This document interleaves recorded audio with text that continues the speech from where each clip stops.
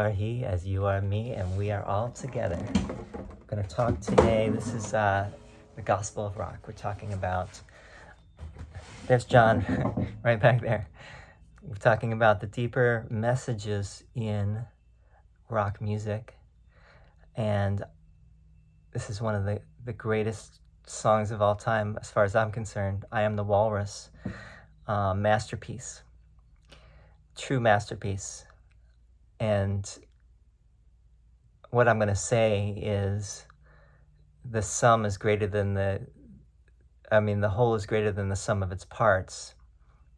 Meaning that John obviously wrote the song, wrote the lyrics and the melody and the changes and everything. George Martin added all the string, the orchestral part. The Beatles played the song, and George Martin later added all the orchestral arrangement, and also they brought in these 50 singers, men and women. I forget the name of the singers. And then they also added this Shakespeare at the end that was being broadcast live on the BBC. And what John Lennon said, there's a Playboy interview that he did in 1980, right before he died, where he talks all about I Am the Walrus. And if you believe what he said, you could doubt that John was giving the whole story, maybe because if he told the whole story, the Beatles might get in trouble. Because, for example, at the end, it sounds like they're saying everybody smoke pot. A lot of people have thought, and even the interviewer for Playboy asked him that. And it said, "Aren't they saying everybody smoke pot?" And he's like, "No, I wouldn't do something so gross." Apparently, the male voices are saying "oompa oompa," stick it in your jumper, and the female voices are saying, "Everybody got one, everybody got one."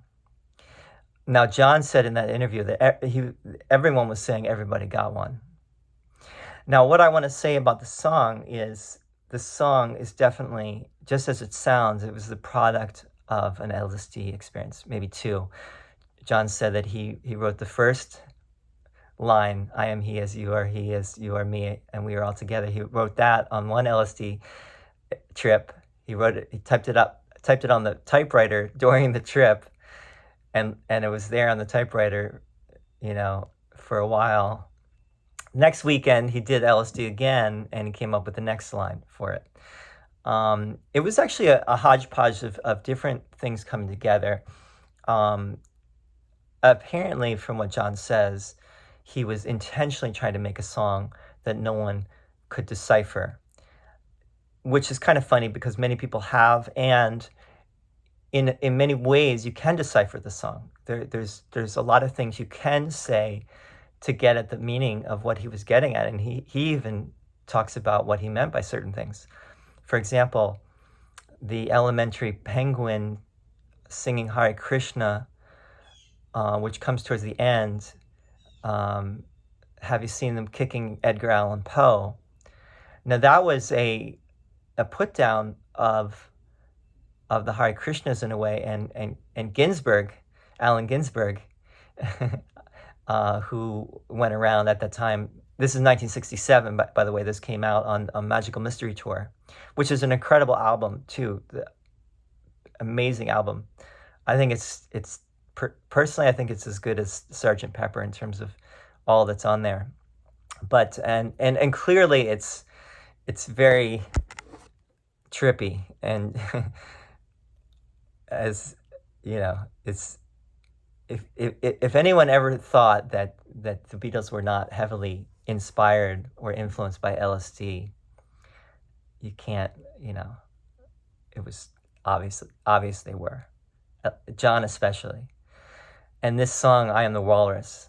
So anyway, he was kind of putting down Allen Ginsberg there, apparently, saying anyone that puts all their eggs in this one basket of of chanting to one God he had a problem with. And it's interesting that George became a Hare Krishna. And I think they had some differences in that regard. John obviously did not get into that. He did look into it, and he looked into transcendental meditation with Maharishi Mahesh Yogi, and he ultimately broke with all of it, as you know later from his song God. And I respect him for that. In a way, what he's saying in that line is elementary penguins singing Hare Krishna. I forget the exact words. Have you seen them kicking Edgar Allan Poe? I never understood that, but more recently, based on that interview, that Playboy interview, it's clear he's saying, chanting is and putting all your devotion into that, into worshiping some God that you don't even know if it's real or not. It's you're forgetting the incredible artistry and poetry that others have created, and in a way you're kicking Edgar Allan Poe. I think about that a lot because I've done mantra and kirtan myself, and really engaged in that practice. And there's a part of me that thinks, to actually write your own words and come up with your own thoughts and your own expression, poetic expression, perhaps that is really a higher thing. I personally, if you ask me, I'm very inspired by I Am the Walrus. I think it's a brilliant piece of music, especially the way it all came together. I'm not sure if John really, I know that John had a hand in it, but the way that it actually, in the final form of it, it might have been greater than he had even, what he brought to the table. And George Martin's part clearly was very big. When people call him the fifth Beatle, they call him that for a reason. This song would not be the same without that whole orchestral arrangement and the backup singers and all the other stuff that George Martin, certainly did for this song. And by the way, there's a great version with Jim Carrey singing it. That's on YouTube if you want to check it out. That George Martin did this album in the mid '90s. And that was on that album. George Martin did remakes of Beatles songs, and that was an incredible remake with Jim Carrey. I think Robin Williams was part of that too. But anyway, I am he as you are he, as you are me, and we are all together. All right, so John might have been putting down the Hare Krishnas, but he is also restating a Vedantic axiom in the song I Am He. Soham, I am that, or I am, this goes back to the Vedas. But he probably was inspired obviously by LSD in writing that, because that's when he wrote it during that acid trip that he was having. I am he, as you are me, and we are all together. So from the very beginning of the song, he is stating what I believe to be his deeper message, which in the Beatles are known for being the band of love. So many of their songs are talking about love. And this song, you could say, is really getting to that as well, that we are all connected. We're all in this together, and we all are part of the one reality. We're all together. We are all together. And at the end of the song, it sounds like, it actually sounds like, when he says choking jokers, don't you think the Joker laughs at you? And that is also easy to decipher. He's putting down smoking, right? And then you got the ha ha ha he he he from the backup singers.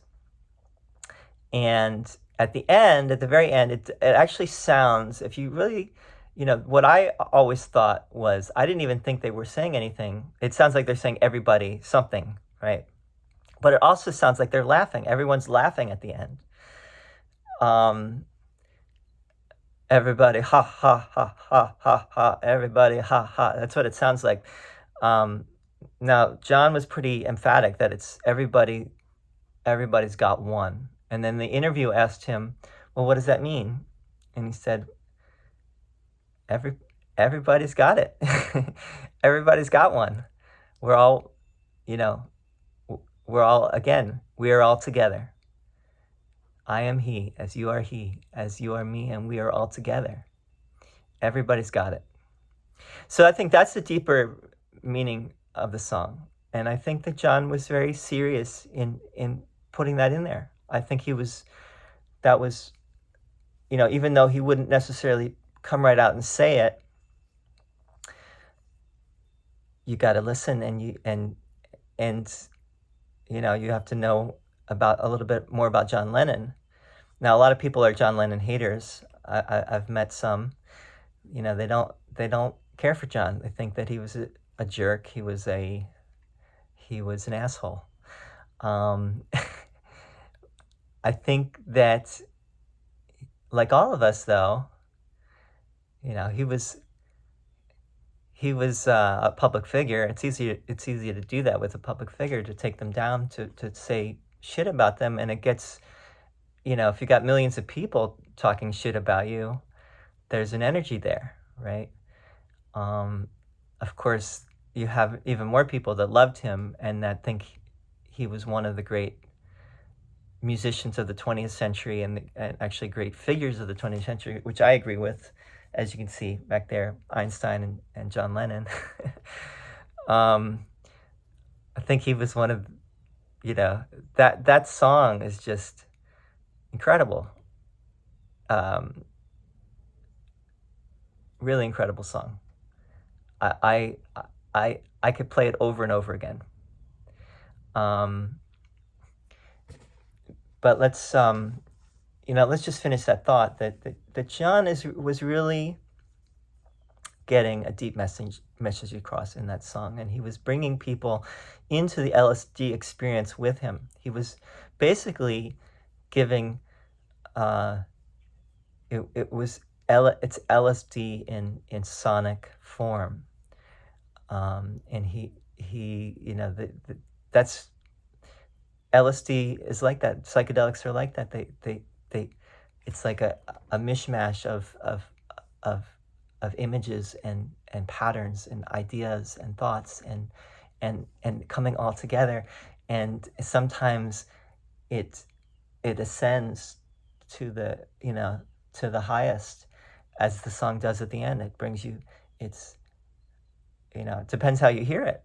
If you hear it, everybody got one, it can be very uplifting and inspirational. That's why I'm trying to point this out, that I think that was the deeper import of the song. John could say, by the way, I think he was honest about the song. I think he was telling the truth. And I think he didn't say certain things, though, and I'm trying to add a few things. The deeper import of the song is the oneness, the one love. It's what it's pointing at.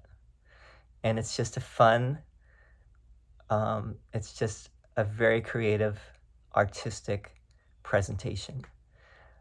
And it's what made the Beatles, it's a reflection of their greatness, and I don't think it was ever matched by any other band. That's why when people say the Kinks or the Stones or even the Doors, I don't think any of those bands, much as I love the Doors, I think Doors also are one of my favorite bands, and the Stones. They're all great bands. I don't think that any of them ever matched what the Beatles did with that synthesis that they had or synergy between George Martin and the rest of the band, where George Martin brought in the orchestral arrangements, and brought it to a whole nother level. And I'm sure the Beatles had a part in that, and the Shakespeare at the end of the song. And I started listening to this song when I was like 10 or 11. I had that album, 67 to 70 album, and I was in love, totally in love with the Beatles. I was talking about them all the time and playing it over and over again. When I heard that song for the first time,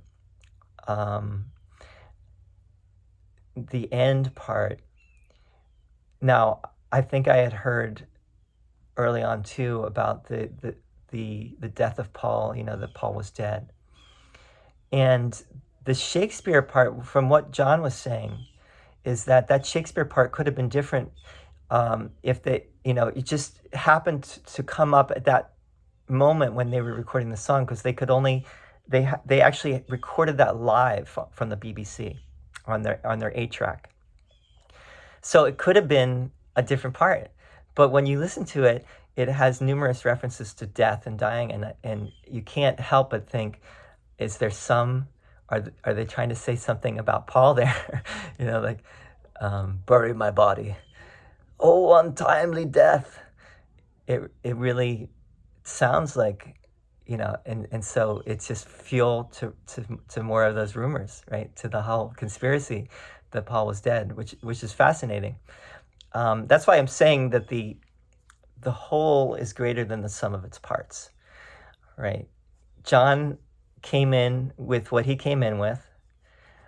George Martin added his thing. The Beatles added their thing. The singers added their thing. The BBC Shakespeare players added their thing, and it became something that no one probably ever imagined. It became an incredible work of art in like three minutes, right? This incredible piece of music that is going to be around probably forever. or as long as this world is around, people are going to be talking about listening to this song. Kids will be listening to this song and saying, oh, it sounds like they're saying everybody smoke pot. That John Lennon, he was such a trickster. But I don't know if he intentionally did that. That's what it does sound like, but I don't know if that was intentional at all. I doubt it was. I think it just came out that way. And I think his intention was everybody got one. Everybody got one. I could be wrong. I'm open to being wrong about that. Getting close to the 20-minute mark here. I don't want to make this more than 20 minutes, but anything else we can say about this song? Even bringing in Lewis Carroll, who has, people think, Alice in Wonderland in the 60s, definitely they thought that that was a very trippy, and Lewis Carroll was not, as far as I could be wrong about this, I haven't done research, but I don't think he was doing any psychedelic or hallucinogenic things himself, but although he might have been, and his work obviously is very trippy, but it was ostensibly written for his daughters. So I'm not going to say too much more. I just wanted to bring this song in and talk about some of those elements that get to this, the deeper dimensions of especially the lyrics of rock music. And my point has been that John Lennon definitely had some deeper messages in this song that he was trying to convey. And they were coming out from LSD, and they were coming from this deep place, I feel, within himself. And George Martin definitely rose to the occasion himself, and took what John brought in and made something timeless. Thank you for listening, and I love your comments. Talk to you soon. We're going to go over some more songs soon.